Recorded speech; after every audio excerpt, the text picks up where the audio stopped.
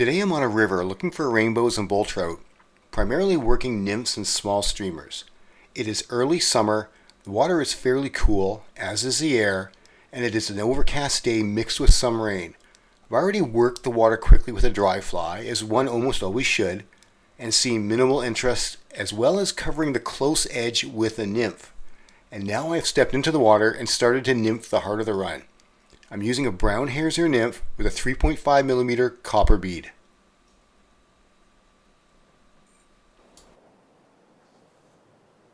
As I'm standing in more slower, silty water, I want to keep my movements down because it'll do two things. It'll make more noise as I'm walking along here, and I may stir up too much of the silt and cloud the water, which can work okay. Sometimes it gets the fish more active, and sometimes it gives you some cover. But at the same time, it can also spook the fish because they know something's going on as soon as the water starts getting cloudy. Behind me, looks like I'm good. Routinely checking behind me to make sure there's nothing I'm going to be snagging. Although the camera view may not convey this, there are obstructions overhead and behind me, making casting more restricted in this case. You always want to make sure there's nothing you're going to be snagging both from your casting or when you're going to potentially be setting the hook or fighting a fish. Sometimes when you don't have adequate room to backcast a nymph rig, it increases the chance of tip tangles. If you can't pause your backcast enough to allow the leader to straighten out, and the leader does wrap the rod tip, often shaking the tip after the cast allows the leader to slide off softly. There we go.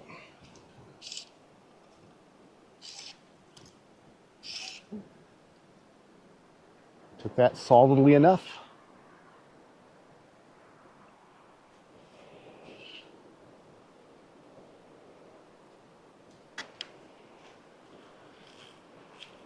A little bit of that line in. Good fish.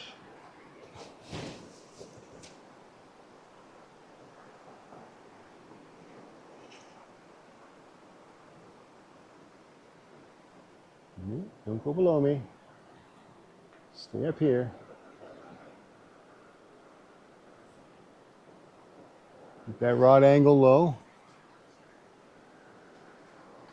We'll get him into this slacker water. He's a good fish. I don't know how big,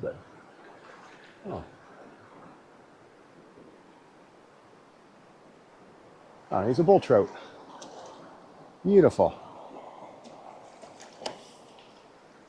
Oh, gorgeous fish. Maybe about 17, 18 inches on the nymph. Okay. Well, that was nice. See if there's any more out there.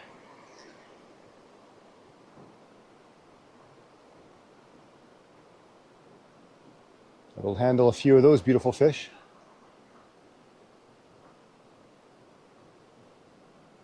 Usually where you find some bulls, you find some rainbows. So that's often their meal ticket. Let's double check the hook. Not good, good. Yeah, I mean, when I said not good, I mean, that means the knot's good. Doesn't mean it's not good. It means the knot is good. Yes.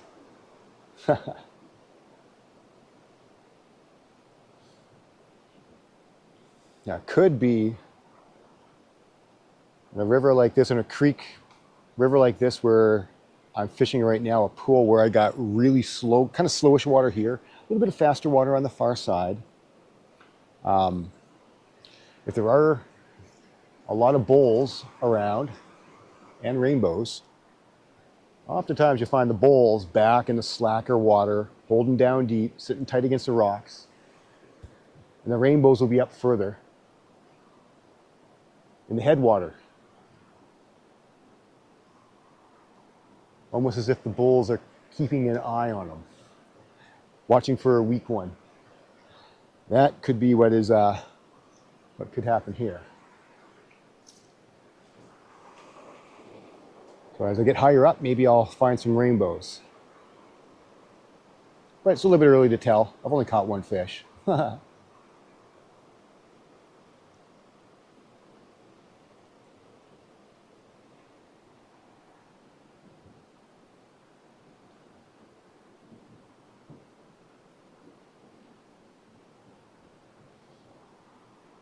being that there's bulls too, it may change my tactics a little bit, and I may go to a little bit bigger fly, something streamer-like. See if I can pick up some. And they'll hit the nymph too. See, they're omnivorous, so to speak, right? They'll eat anything. Well, omnivorous. They're more carnivore and insectivore.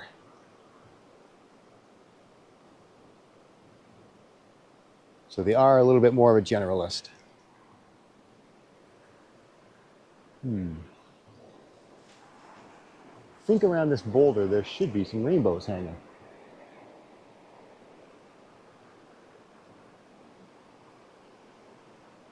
There we go. Oh, and off he came. That was a rainbow, I would say. Hit that hard.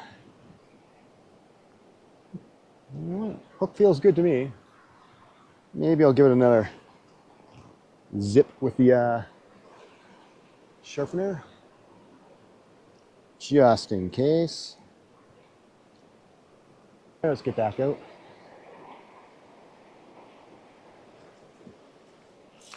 Yeah, it's a rainbow. Faster water for sure. I think I'll find as I get closer to the camera, there'll be some more rainbows.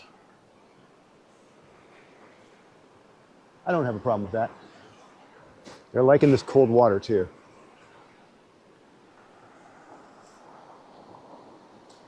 Over to me. He's not quite done yet.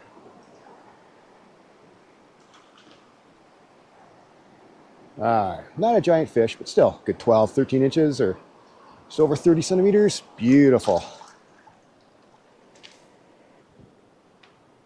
Okay, I think I know where there's some rainbows. Don't you? Yeah, you want that faster water here. Yeah. Try not to move too much closer yet. Stay where I am. Get a few casts further out there.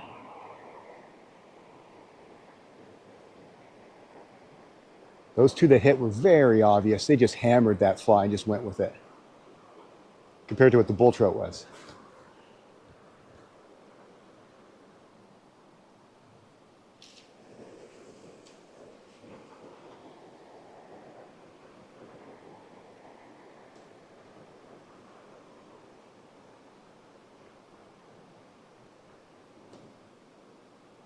These fish are very rambunctious, a decent size.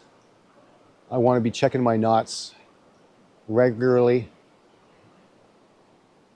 and even just changing it every now and then, just to get a fresh line, fresh part of the tippet on there, give it a fresh knot. Because these fish will do some serious damage to 6X. There was a fish that just rose down below me there. There are some mayflies and caddis now moving. Let's see if he'll take a swung fly.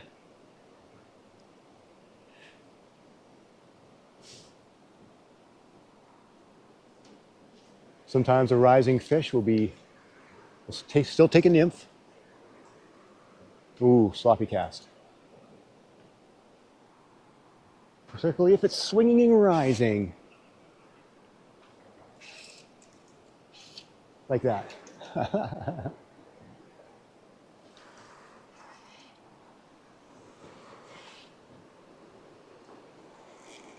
Feels like another relatively hot fish. Beauty.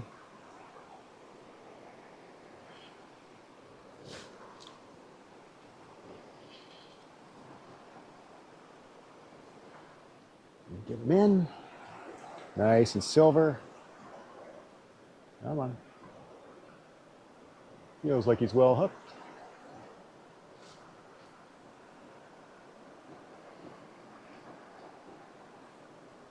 Come on, buddy.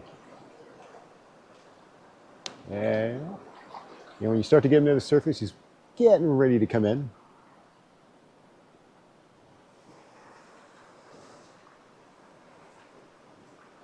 But when they can still put their head down like that, like this guy's doing and dogging it, you know he's not quite ready. As soon as you get a chance to get his head up, steer him towards you. In the meantime, just let them pull. There he is. There we go. Nice. Oh, that's a beautiful fish. Probably close to 40 centimeters almost. Not quite. I'd say he's probably a good 16, 17, so maybe 37, 38. Oh, I got those hemostats out. Just right where I'd seen him rise. Just swung the hare's ear right across his head, and up he came and took it.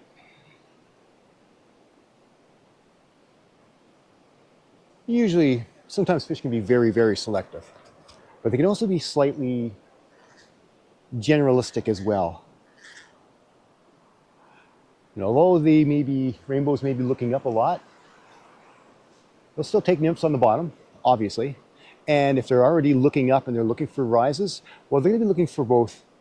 Sometimes adults, they'll be taking an emerger, they'll take a nymph that's coming up to the surface. So if you swing your fly in front of them, it just looks like an emerging mayfly or something along those lines.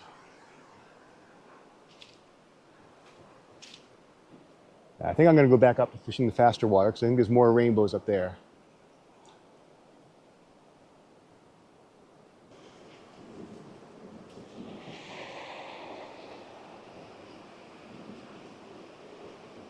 All right, see if there's anything sitting up in this faster water here.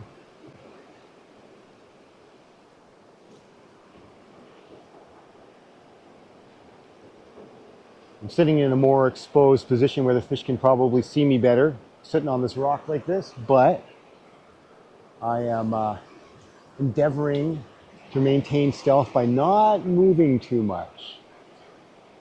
I want them to think I'm a rock. Looks like I fooled that guy. Whoa, boy.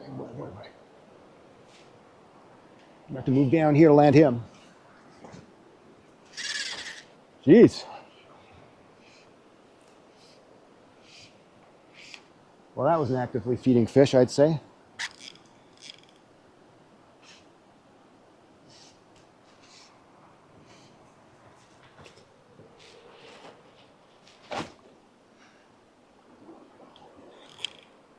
I want to get into the water to land him a little bit more.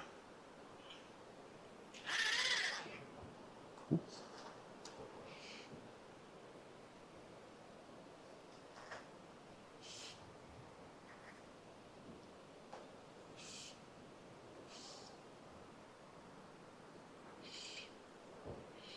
Boy,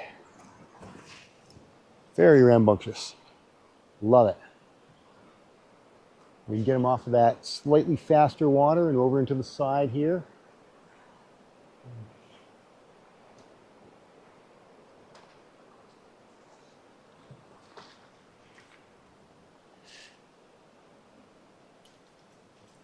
Not quite done yet. Give him a little bit of slack to move around.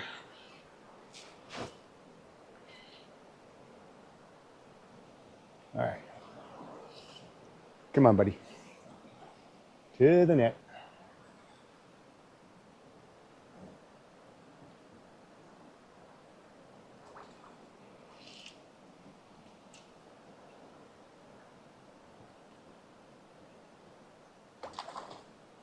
Beautiful fish. And nice color on him. Boy, oh boy. What a beauty. That is a fat, powerful fish. Yeah, take a quick second to take a picture of him. Keep him in the water. Okay. Back into position here. Head of this run. See if you can find any more rainbows in this faster water. Trying to remain as stealthy as I can.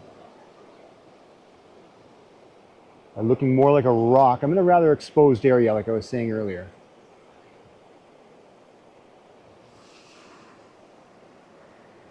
But if you don't move too much, you can actually fool the fish pretty good usually. Except for when you hook a fish. Then all bets are off. Then I'm moving. I want to land that fish. Bump.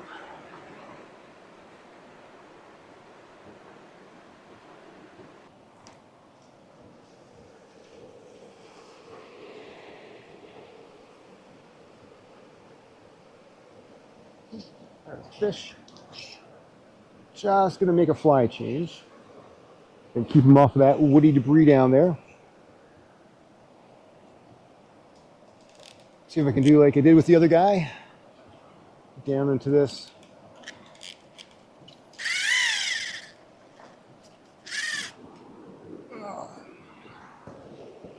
Get down to the slower water a little bit maybe. Where he might be a bit easier to handle and land.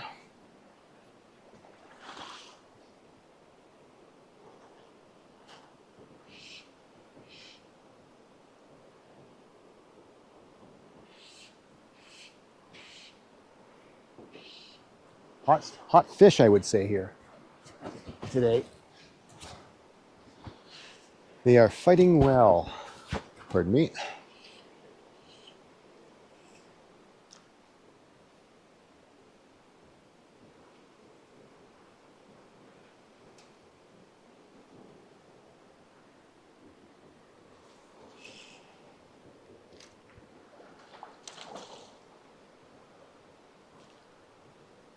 Come on, buddy. Wow.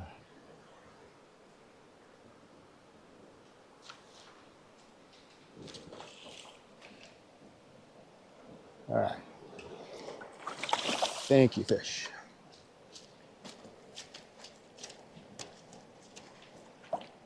Oh, absolutely stunning, beautiful fish.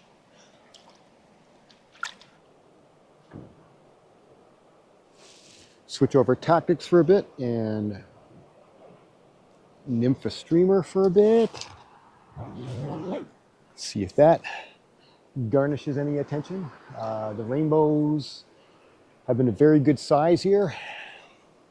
And I think they'll chase a bigger chunk of meat at times too. This is not a big streamer though. It's like a size 14.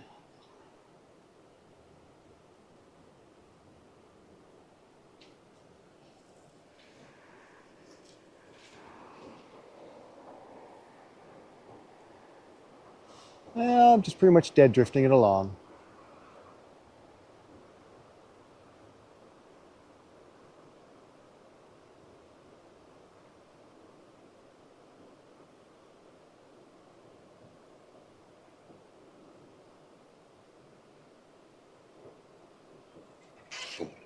Yeah, and one likes it.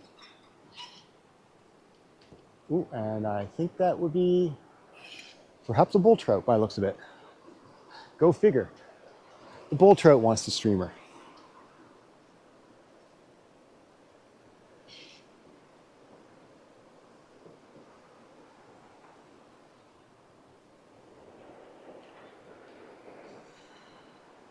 That was a soft, gentle take.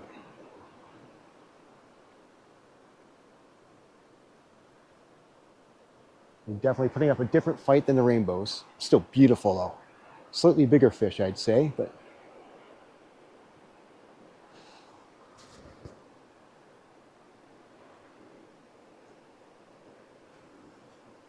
oh, keep that rod angle low on them. See if I can convince him to get over here. Fortunately, he's not in very fast water. Oof. And neither am I, so hopefully I have a good chance of bringing him in.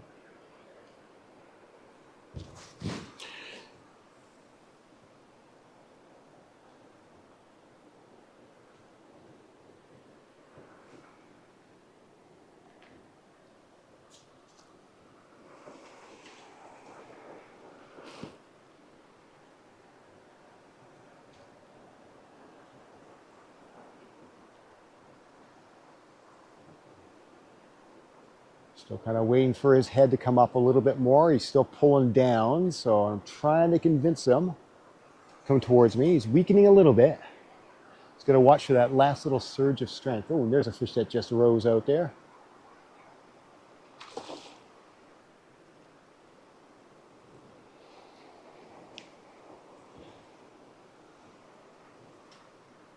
Hopefully that's his last little run.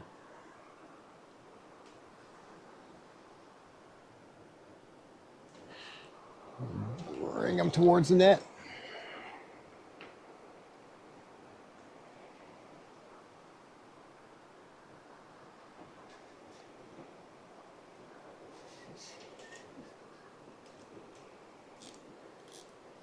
And a little bit of this slack line that I got here.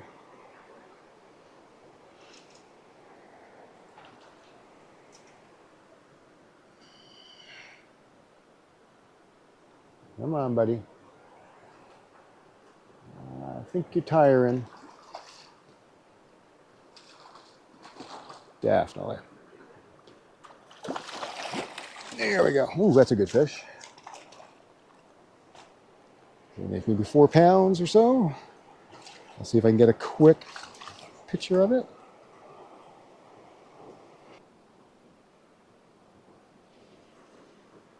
I have to be a little bit more patient with the streamer sometimes when you're nymphing it. It doesn't sink as fast as the other nymphs do. It's much bigger, 4 or 5 times the size, even though it's only a size 14.